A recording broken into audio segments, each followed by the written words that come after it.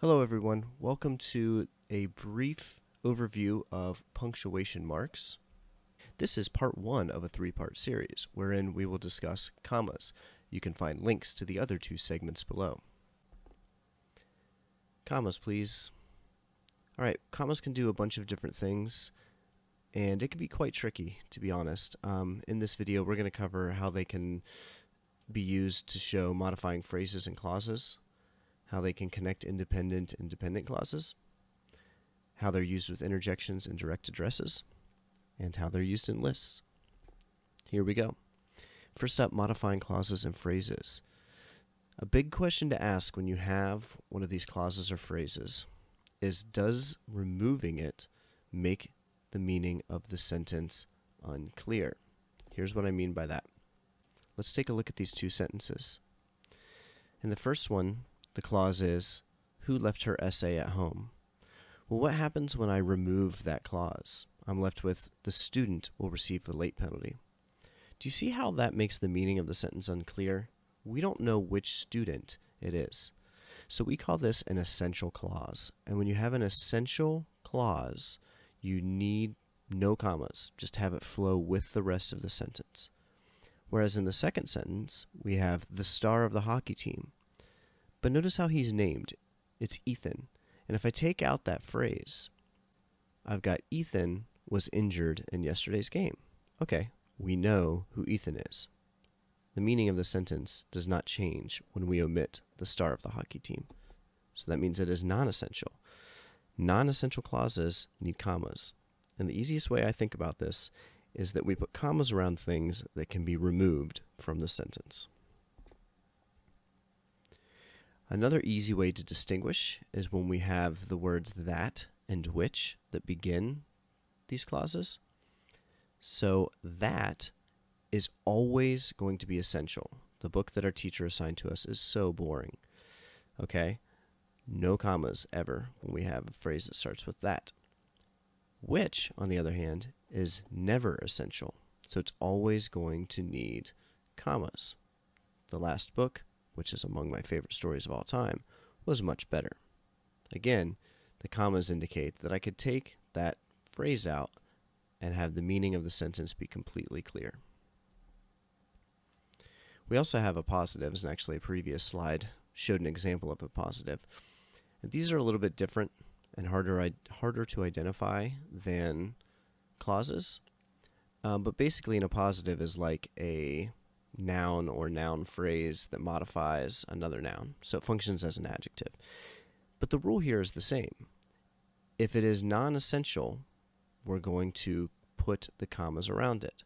So in this sentence, my sister, a hairstylist, works on Saturdays. We don't need to know that she's a hairstylist. However, in the second sentence, we don't know who the 8th grader is, so we're going to call that an essential phrase. And we're going to say that we need the phrase and thus do not have commas. The 8th grader, which 8th grader? Michelle Smith will be a starter on the volleyball team next year.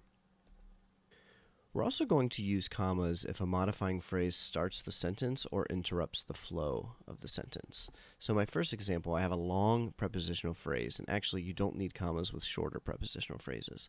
But since I have actually two prepositional phrases, in the fall and of 1781, I've got that long phrase starting the sentence. I'm going to put a comma after it. And in the second example, though bizarre and confusing interrupts the sentence. So listen to me reading it. The movie, though bizarre and confusing, really appealed to my artistic nature. See how it interrupts the flow of that sentence? In this case, we are going to put commas around it. Now, we can also use commas to connect independent clauses or to connect dependent clauses to the sentence. The first one of these is when we connect two independent clauses. This is called a compound sentence.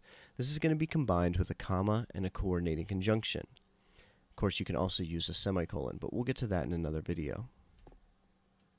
Here are two independent clauses. We're going to see the school play. It starts at 8. Since they are closely related, I can combine them using a coordinating conjunction. We're going to see the school play, and it starts at 8. If you're not sure what coordinating conjunctions you can use, just remember the acronym FANBOYS: for, and, nor, but, or, yet, and so. We also have complex sentences, and these are going to have an independent clause combined with one or more dependent clauses. So here, I've got a dependent clause because we didn't leave on time.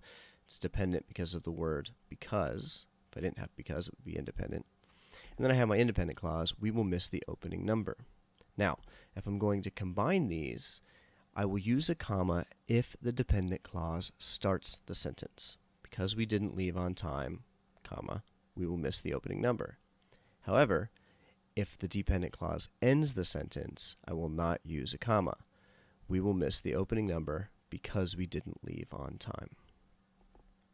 Commas are also used in interjections and direct addresses, mostly because they interrupt the flow of the sentence. So check these out. Mild interjections, such as well and oh, are going to get commas. Well, I guess we'll be late. Oh, well, it's not that big of a deal. Okay, I've got commas offsetting those interjections. But we do not need commas if we have a strong interjection, like crap, or eureka, or oh my goodness. Those are going to get exclamation points. In direct addresses, it's important to use commas. The famous let's eat grandpa. Imagine if I didn't have the comma there, it would sound like we are cannibals. But also in the middle of a sentence, I'm asking you, Dad, will you help? Anytime you have a direct address, you'll want to offset whoever's being addressed with commas.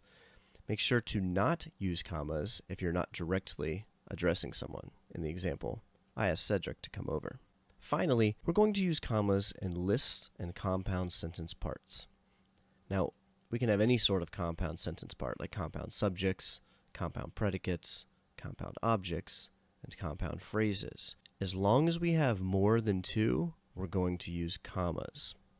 Okay, so I'm going to look at the example compound phrases. I have three prepositional phrases there. Grandma's house is over the hill, through the woods, and under the bridge. I will separate each of those with a comma. If there were only two of them, I would not need a comma. Now, a lot of people will say, do I really need a comma after the penultimate item, the second to last item in a list? And the answer is technically no. This is called the Oxford comma. And typically, I would just include the Oxford comma. There are instances where putting it in makes your wording more confusing, but more often than not, including the Oxford comma is actually going to help prevent confusion. Thanks for watching. If you're one of my students, you can find more resources in Schoology. And if you stumbled across this video on YouTube and you have any questions, you can leave them in the comments below, and I will try to respond to them as soon as possible. Thank you.